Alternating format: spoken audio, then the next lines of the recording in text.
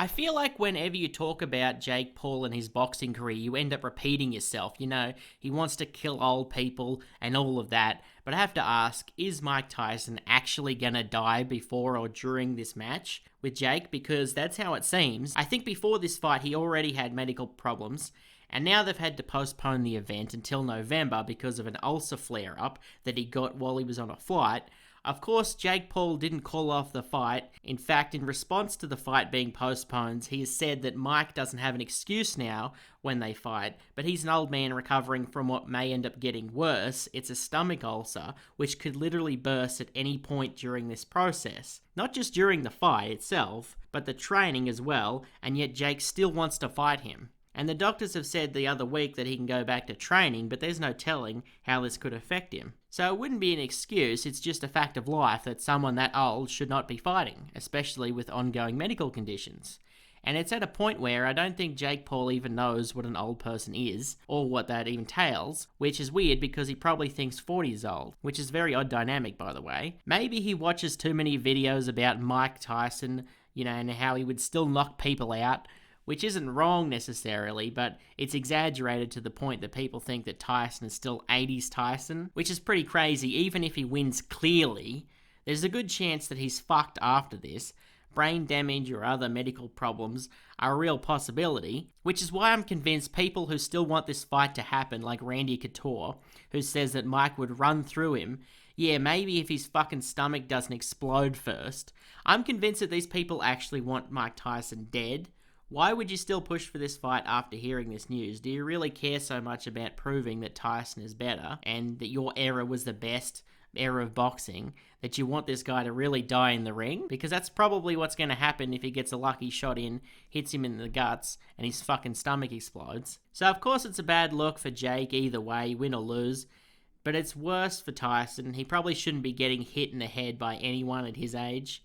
So from now on, until his death, his head should be punch-free. There should be a big sticker on his fucking head that says punch-free, like gluten-free. But I was thinking that Jake would probably find some other retired UFC fighter or senior citizen before then. So who's next for Jake after this? Well, there was talks of him fighting KSI because of the Tyson emergency. But KSI has a fight coming up, so maybe after that they might fight. But I was thinking that Jake would probably find another retired UFC fighter or a senior citizen before they can lock that fight in, since he has the nearest retirement home on speed dial. But it turns out that he's decided to fight Sean O'Malley, who fights at 135. Jake, of course, fights 100 pounds heavier than that. So not exactly brave of him, but he's still going to get fucked up. It just sounds like what Logan did with Floyd. I'm not convinced that the KSI fight is still going to happen though, because I don't think it's really a profitable venture.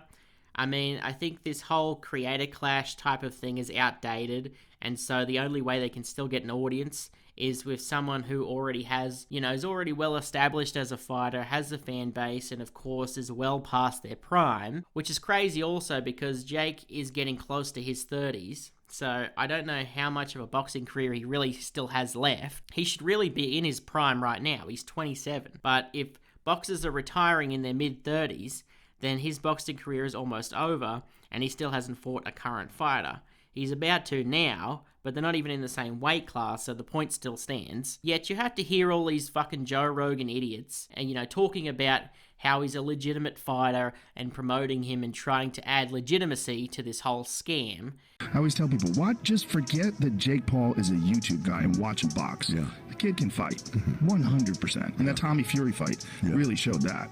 I mean, it goes to a split decision against a legit undefeated boxer. Yeah. He doesn't want to tell you what the one thing he doesn't want to do is fight Mike. I don't give a fuck if he's 55. That's still Mike Tyson. He's good for a YouTuber, that's about it.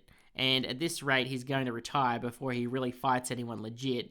And the older he gets, the less likely he will fight someone who is legit, who's actually in his weight class, because each year that creeps by is more likely that he's going to get hurt. And why would he ever put himself in any real danger knowingly? That's not why he's fighting.